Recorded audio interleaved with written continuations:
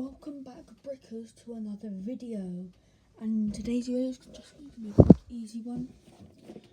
I have got a new Lego set. So this is the Technic Volvo L120 electric wheel loader. 973 pieces, and it's a 9+. It's Technic. So if you turn it over, it is 228 kW. It's a PMSM. That's a 23.5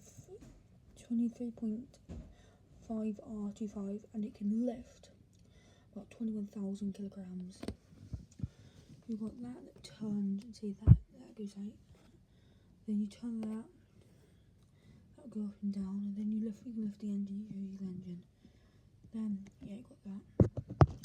So quick and simple video, and yeah, see you in the next video. Peace.